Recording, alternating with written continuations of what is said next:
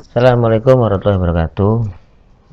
Pada kesempatan kali ini saya akan membahas materi tentang menerapkan perakitan pada komputer. Nah, sebelum kita bahas satu persatu apa saja sih bagian dari sebuah komputer, kita akan pahami dulu apa itu sejarah terbentuknya sebuah komputer. Tujuan pokok dari sebuah sistem komputer adalah untuk mengolah sebuah data untuk menghasilkan beberapa informasi. Nah, informasi tersebut tentunya perlu didukung oleh beberapa elemen pada komputer.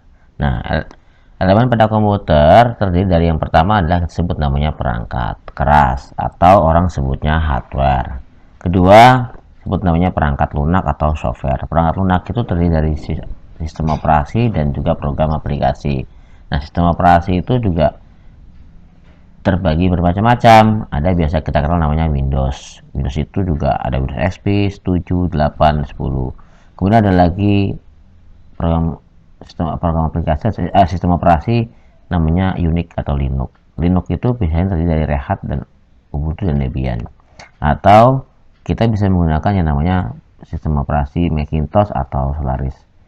Nah, kalau Windows ini adalah sistem operasi yang berbayar, artinya dia legal. Harus kalau kita menggunakannya kita harus punya lisensi, punya berbayar. Sementara kalau Linux itu, keluarga Linux ini kita tidak perlu bayar atau orang biasa sebutnya namanya open source.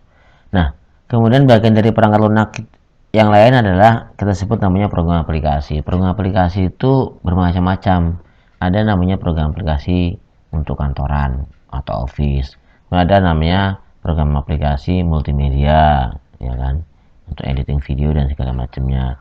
Ada program aplikasi namanya program utility, ya kan, dan masih banyak yang lain. Oke.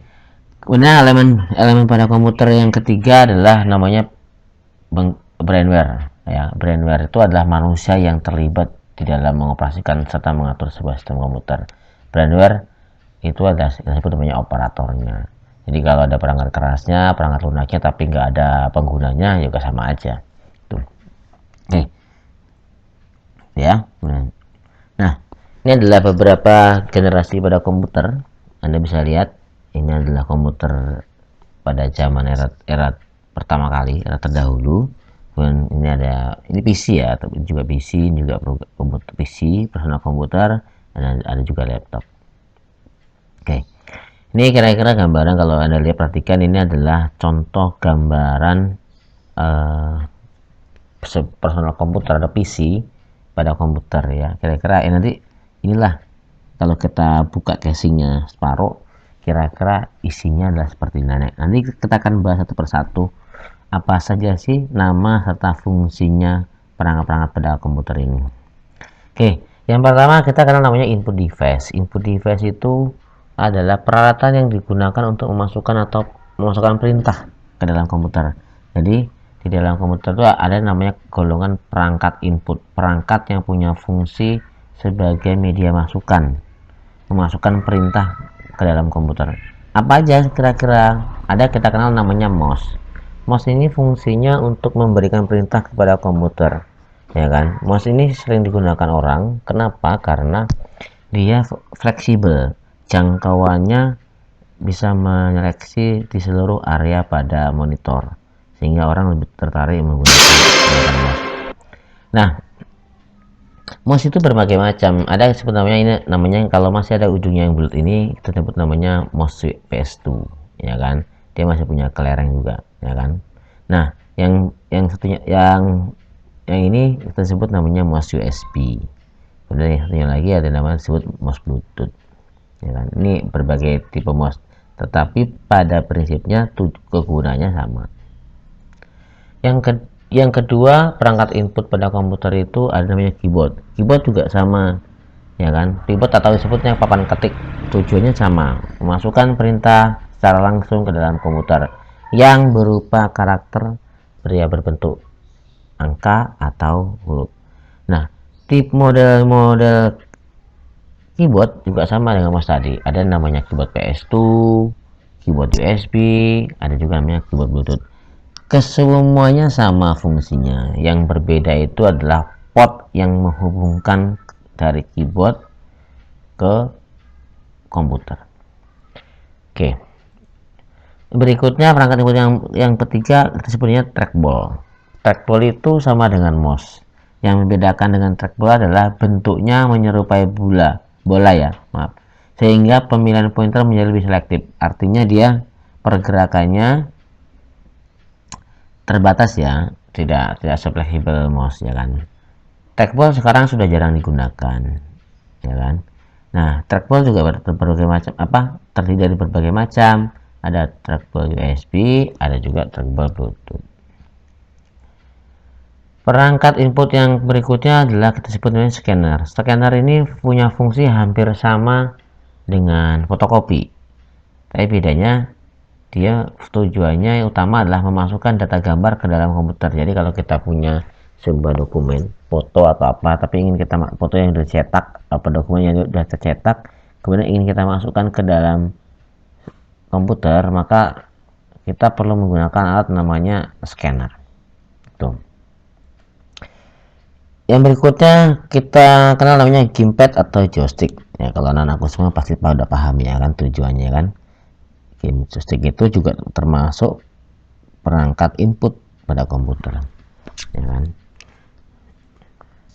Webcam. Perangkat input berikutnya adalah kita sebut namanya webcam. Ya, webcam ya. Tujuannya buat apa Pak webcam? Tujuannya itu untuk merekam ya. Merekam gambar ya. Dia itu baik itu berbentuk gambar atau video. Biasanya webcam ini biasanya digunakan untuk video conference ya kan, dan lain-lain. Itu tadi perangkat input. Sekarang kita bahas tentang perangkat output. Output device adalah perangkat yang digunakan untuk melihat hasil pengolahan data atau perintah yang dilakukan oleh komputer. Ini adalah perangkat keluaran ya kan, untuk tujuannya untuk menampilkan ya kan perintah yang dimasukkan oleh perangkat input kemudian diolah oleh perangkat pemroses ya. Nah, hasilnya nanti akan terlihat pada perangkat output. Nah, apa saja sih perangkat output pada komputer itu? Kita kenal yang pertama namanya monitor. Monitor tujuannya adalah untuk melihat hasil pengolahan data di layar ya kan. Pada prinsipnya monitor itu terdiri dari beberapa macam ya kan. Ada kita kenal namanya monitor CRT, keton ray tube, monitor tabung kalau kata anak sekarang itu ya kan. Kemudian ada disebut namanya monitor LCD. Nah, yang terbaru ini sekarang ini adalah modelnya yang LED ya kan. Ya, biasanya perbedaannya lebih kepada pixelnya ya, tampilannya lebih menarik. Itu secara prinsip kegunaannya sama, mau monitor CRT, LCD atau LED. Perangkat output yang berikutnya kita kenal namanya printer. Printer tujuannya buat apa? Buat mencetak dokumen ya. Oke, ini ada beberapa contoh printer yang sudah ada ya kan, sudah ada ya dari mulai zaman dahulu sampai zaman sekarang. Prinsipnya jenis printer itu terdiri dari 3 macam. Ada yang namanya dot matrix, laserjet, dan inkjet. Dot matrix ini biasanya printernya masih menggunakan pita ya. Dot matrix jarang digunakan karena dia masih manual, masih menggunakan pita dan suaranya berisik biasanya. Kemudian laserjet ini ya kan hampir seperti kayak mesin fotokopi. Apa kelebihannya laserjet ini? Laserjet ini printernya mempunyai kecepatan dalam mencetak dokumen ya kan dibandingkan dengan tipe inkjet atau dot matrix ya kan. Kemudian dia tintanya tidak menggunakan tinta atau pita, tapi dia menggunakan bubuk ya kan, atau yang disebutnya namanya tunnel gitu. Nah, kemudian printer yang ketiga jenisnya adalah inkjet. Inkjet ini biasanya printer yang menggunakan tinta ya kan, antara tinta hitam dan tinta berwarna itu biasanya dibedakan tabungnya ya kan. Kemudian dia modelnya yang inkjet, artinya dia disuntik, jadi menggunakan cairan kemudian disuntik tintanya. Oke, itu kira-kira contoh berbagai macam printer. Alat output yang berikutnya adalah proyektor ya kan. Proyektor itu adalah perangkat keluaran. Fungsinya buat apa sih Pak proyektor? Fungsinya proyektor itu untuk menampilkan gambar. Biasanya digunakan untuk pada saat seminar atau presentasi, ya kan, atau kadang-kadang kita gunakan untuk menonton. Itu. Perangkat output yang berikutnya adalah speaker. Ini adalah berbagai macam contoh speaker, ada speaker aktif, ada juga speaker yang USB yang biasa ya. Itu. Berapa speaker, apa fungsi speaker Pak? Fungsinya untuk mendengarkan suara ya. Entah itu suara ya apa, rekaman atau suara audio ya kan, itu lagu dan segala macamnya. Oke, yang berikutnya adalah kita kenal namanya I/O port, input output system ya. Ini adalah beberapa port apa ya yang digunakan pada sebuah komputer, ya kan. Input output itu sangat penting. Jadi input itu adalah tempat untuk meletakkan port-port perangkat input maupun output, ya kan. Itu. Oke. Yang pertama kita kenal namanya USB cable. Ya kan, ini adalah kabel USB, ya kan, model portnya ya. Ini port USB, ya kan. Biasanya ini digunakan oleh modem, keyboard, joystick, scanner, dan printer. Jadi hampir rata-rata sekarang ini semua peralatan input atau output portnya sudah menggunakan port USB. Ini port PS2. Biasanya kalau port yang seperti ini banyak digunakan pada keyboard dan juga mouse, ya kan. Biasanya identiknya kalau warna, mouse itu warnanya yang hijau dan keyboard warnanya yang ungu. Jadi kalau nanti ketemu dua warna ini, pastikan bahwasanya jangan sampai salah ketukar. Kalau yang mouse itu yang warna hijau, kalau yang ungu adalah untuk keyboardnya. Ini port DVI cable, DVI cable, ya kan. Biasanya ini digunakan pada dari PC ke VGA ya, ke proyektor, biasanya ke VGA card ya. Itu. HDMI kabel, ini adalah jenis port yang terbaru.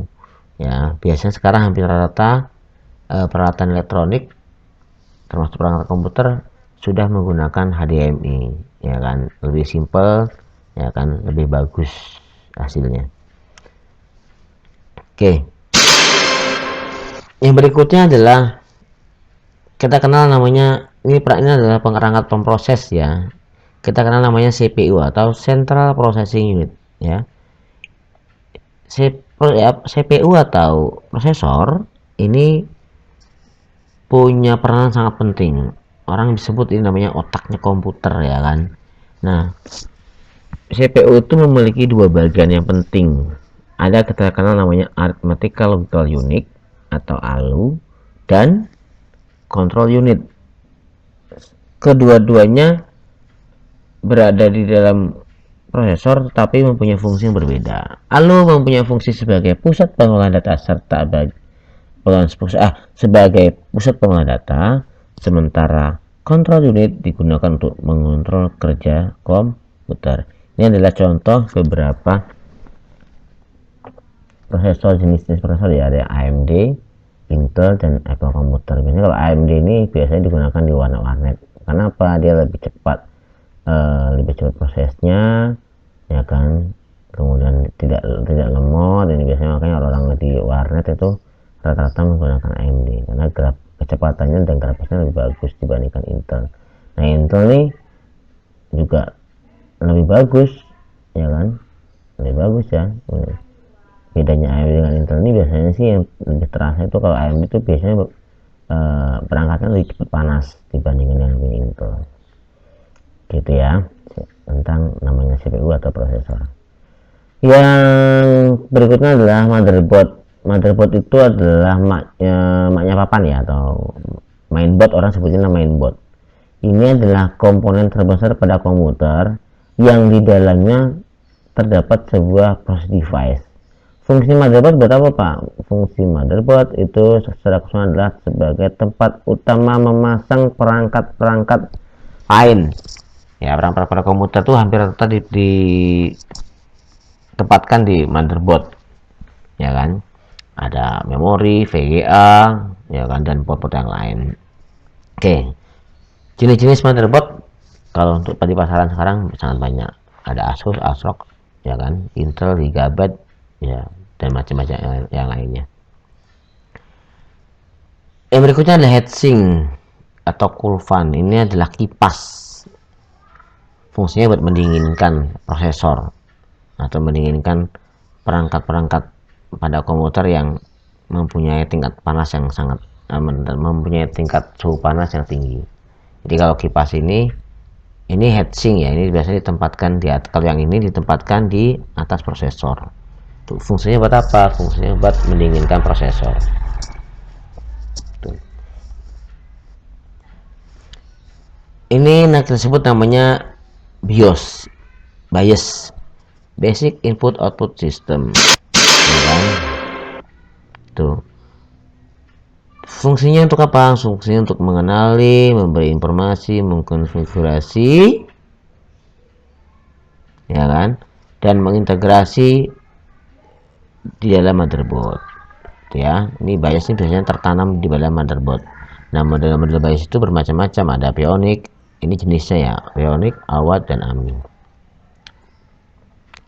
Ini adalah perangkat pemroses berikutnya. Kita kenal namanya RAM, Random Access Memory, ya kan? Ini adalah memori pada komputer yang mempunyai fungsi untuk menyimpan data sementara. Sementara apa Pak maksudnya? Sementara pada saat komputer dinyalakan. Jadi ketika program kita jalankan, informasi yang kita lihat itu sebetulnya tersimpan ke dalam memori ini. Makanya pada sebuah komputer tuh diperlukan memori yang sangat besar, ya kan, sehingga daya tampungnya lebih banyak. Jadi jika memorinya kecil, maka semakin lama komputer kita gunakan, maka semakin lambat pergerakannya. Ini adalah beberapa jenis RAM ya yang beredar di pasaran. Ada jenis DDR2, DDR1, SDR, dan DDR3. Biasanya yang membedakan itu adalah secara fisik portnya. Kita yang spesifik adalah colokan di tengahnya ini, ya kan, lubang SPI-nya ini ya. Anda bisa perhatikan secara seksama bedanya DDR2 DDR1 adalah bisa kita lihat, ya kan. SDR ini adalah yang model lama, sementara kalau DDR3 nya yang terbaru. Bahkan yang terbaru sekarang ini sudah sampai DDR4 dan DDR5.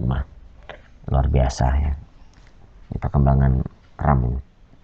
Ini adalah bagian terpaling dari sebuah komputer ya, ya kan. Yang pertama bagian tadi yang penting adalah yang CPU, kemudian motherboard ini penting, kemudian yang nggak kalah penting lagi adalah RAM-nya juga. Oke, ini adalah PCI Express, ini adalah PCI atau perangkat tambahan, ya kan. Ini biasanya digunakan untuk dudukan soundcard atau LAN card ya. Itu. Yang berikutnya adalah kita sebut namanya AGP, Accelerated Graphic Port. Ini adalah port VGA ya. Ya, yang versinya AGP ya. Jadi kalau kita punya komputer kemudian VGA-nya pengen kita tambah supaya ketika kita main game tidak bermasalah, maka tempatnya naruh sini. Nah, di komputer banyak sekali orang jual VGA, ya kan. Semakin besar VGA-nya, semakin bagus tampilan layarnya ya. Ini VGA-nya tadi. Kalau yang tadi ini adalah slotnya untuk menempatkan VGA, ini VGA-nya. Jadi ini VGA-nya, ya kan. Kalau yang tadi adalah slotnya. Itu. Jadi kalau ada yang nggak tahu VGA seperti apa, seperti ini VGA-nya. Ini adalah sound card tambahan ya. Jadi kalau misalnya komputernya soundnya mati, nggak bisa digunakan, maka nggak usah khawatir. Kalian tinggal beli namanya sound card internal ya, eksternal ini, ya kan. Nanti ditempatkan di slot sound card tadi. Nah, ini yang berikutnya adalah power supply. Ini adalah juga bagian terpenting dari komputer. Jadi kalau nggak ada power supply, ya nggak akan hidup komputernya. Nah, ini power supply, ya kan, sebagai power listriknya ya, gitu ya. Kemudian perangkat yang berikutnya adalah namanya storage device atau perangkat penyimpanan, ya kan. Jadi di dalam komputer itu ada namanya storage device. Itu fungsinya buat apa, Pak? Fungsinya untuk menyimpan data di dalam sebuah komputer. Jadi kalau kita punya file, punya dokumen apapun jenisnya, kalau ingin disimpan di komputer. Di mana disimpannya, Pak? Itu sebetulnya disimpannya itu di storage device. Apa saja itu alatnya? Yang pertama ada kita kan namanya floppy disk. Fungsinya buat apa? Untuk menyimpan sebuah data. Ini ada jenisnya namanya disket. Ini floppy disk drive, ini namanya disket. Disket ini dulu booming viral tahun 2000-an, disket ya kan. Sekarang tidak lagi difungsikan disket. Kenapa? Karena disket ini hanya punya kemampuan menampung data 1,44 kilobyte. Anda bisa bayangkan, ya kan, 1,44 kilobyte itu data apa yang bisa kita simpan di sini, ya kan, hanya dokumen Office saja. Tuh. Alat penyimpanan berikutnya kita sebut namanya HDD atau hard disk. Hard disk ini juga sama tujuannya untuk menyimpan data. Hard disk itu sekarang ini punya dua versi, namanya yang ATA, yang ini ya, ATA, yang ini yang SATA, ya kan. Ini hard disk SATA, ini hard disk ATA, itu ya kan. Apa perbedaannya di mana, Pak? Perbedaannya adalah di slot kabelnya di sini, pinggirnya itu, ya kan. Kalau kapasitasnya bermacam-macam, dari mulai dulu 128 mega, 512, 2 giga, sampai sekarang sudah hampir tera, ya kan. Hitungannya per tera. Alat penyimpanan berikutnya adalah CD-ROM atau CDR. Ini CD-ROM ya, ini alatnya untuk memasukkan CD-nya ini. Tujuannya sama, untuk menyimpan data. Kalau CDR itu punya kapasitas daya tampung sebuah data itu hanya 700 megabyte, ya kan. Kalah jauh dengan hard disk tadi ya. Oke. Nah, itu gambaran kira-kira materi perangkat komputer ya.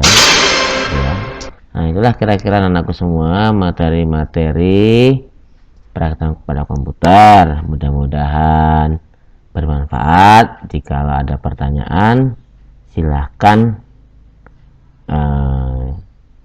komen di e-learning, di grup, atau japri ke saya. Cukup sekian materi dari saya, mudah-mudahan punya manfaat. Saya akhiri, assalamualaikum warahmatullahi wabarakatuh.